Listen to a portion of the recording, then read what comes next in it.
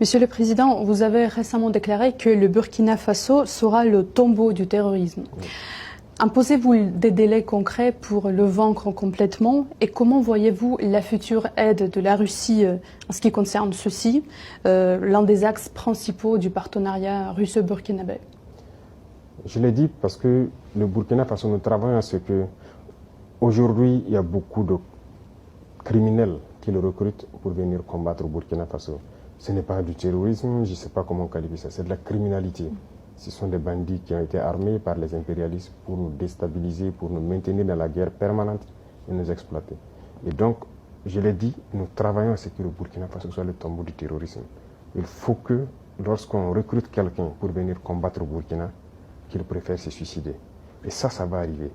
Parce qu'on les équipe, on les forme, on leur donne la technologie, ces criminels-là, mais nous nous adaptons permanemment. Actuellement, nous sommes dans une phase assez particulière. Ils ont acquis de nouvelles technologies, de nouvelles techniques de combat et tout, grâce donc au soutien de ces impérialistes-là. Mais donc, nous avons étudié la situation et nous allons avoir la réponse tout de suite face à tout ça. Donc, vous allez le voir. Le terrorisme va finir, je ne veux pas donner un délai, mais le terrorisme va finir. Et très vite, aussi vite qu'on le peut. Et la Russie, tout ce que nous demandons, c'est surtout l'apport, je dirais, intellectuel. Voilà, aider à former intellectuellement sur notre industrie militaire qu'on devons développer et aider à former les jeunes gens sur tout ce que nous pouvons développer pour faire face à cette guerre-là. C'est cette partie qui nous intéresse le plus. Et plus concrètement, quel matériau, peut-être quel équipement vous intéresse le plus? Déjà, je peux dire merci parce que la Russie fait partie de l'un de ces rares pays dans ce monde-là qui a pris du matériel militaire venir nous donner pour faire la guerre. Donc ça, c'est significatif. À part la Russie et la Chine, il n'y a pas personne, sinon même pire. Ailleurs, on veut payer, même on refuse de nous vendre. Mais là, ils ont compris qu'on est en guerre. La Russie aussi mène son opération spéciale. On sait que ce n'est pas facile. Mais si dans ça, ils ont pu prendre du matériel, venir donner au Burkina Faso, je pense que c'est déjà très important.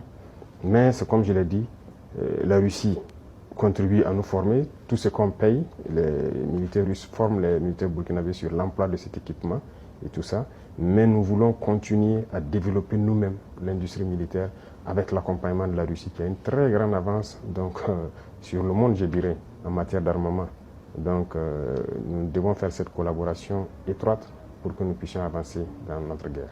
Donc cette dernière année a été marquée par de grands changements pour le Sahel et pour chacun des pays de l'AES particulièrement, dont par exemple la rupture définitive avec la CEDEAO et l'adoption également de ses propres symboles comme le drapeau commun. Dans ce contexte, comment décririez-vous le Burkina Faso d'avant et d'après et comment évaluez-vous l'Alliance des États du Sahel comme un format de coopération régionale? Y a-t-il des projets d'élargissement, probablement? Oui. Pour comprendre l'AES, aujourd'hui, il suffit de regarder la jeunesse africaine. Je pense que la jeunesse africaine a espoir que c'est un modèle d'union. Et nous, dirigeants de l'AES, ça nous donne une pression. Et nous devons réussir. Parce que l'Afrique a besoin maintenant de s'unir. On était dans une organisation qui était censée être une organisation où il y a la solidarité, la coopération, l'entraide et tout. Mais on ne peut pas être dans une organisation où vous dites frères et à un moment donné, on coupe l'électricité pour que les malades meurent à l'hôpital, que l'économie s'arrête. On ferme les banques pour que vous ne puissiez pas avoir accès à quoi que ce soit. Vos transferts pour acheter le minimum vital, les médicaments et tout, on a empêché ça à certains peuples sahéliens.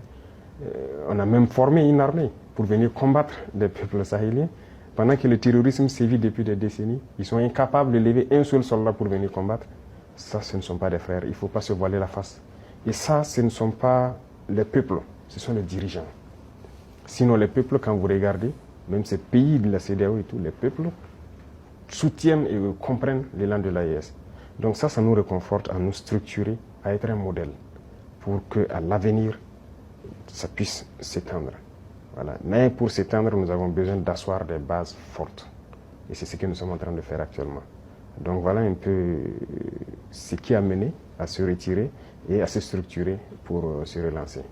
Monsieur le Président, pour beaucoup en Afrique, vous êtes plus qu'un président d'un pays, en fait, mais l'incarnation de renouveau panafricanisme.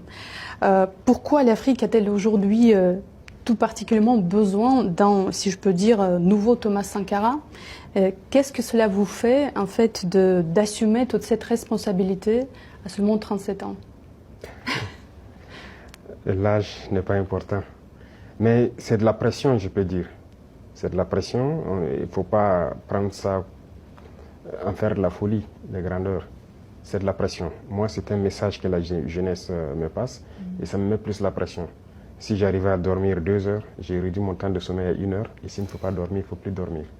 Parce qu'ils ont vu quelque chose sûrement qu'on est en train de faire et selon eux, peut permettre à l'Afrique de sortir donc de cette situation. Et nous, ça nous encourage, ça nous remotive à continuer le combat. Et c'est pourquoi j'ai dit que c'est une pression, c'est une très lourde responsabilité.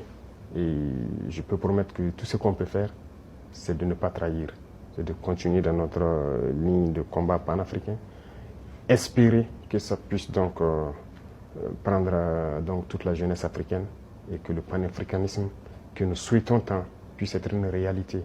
Parce que l'Afrique a beaucoup souffert. Il est temps qu'on puisse finir, travailler, se développer.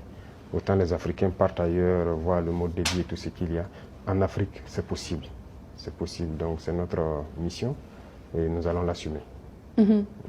Monsieur le Président, de plus en plus de pays africains revendiquent la souveraineté et exigent le retrait des troupes occidentales de leur sol. Récemment, par exemple, le Tchad, le Sénégal, la Côte d'Ivoire ont formulé des demandes similaires. À votre avis, où l'Occident s'est-il trompé dans ses relations avec le continent africain? Bon, ce que je connais, c'est notre situation. Nous étions en guerre, nous avons vécu avec les troupes occidentales et tout. Nous avons vu et nous avons décidé de nous séparer de ces troupes-là parce que ça ne cadre pas avec la lutte. Au contraire, ça amplifie le phénomène.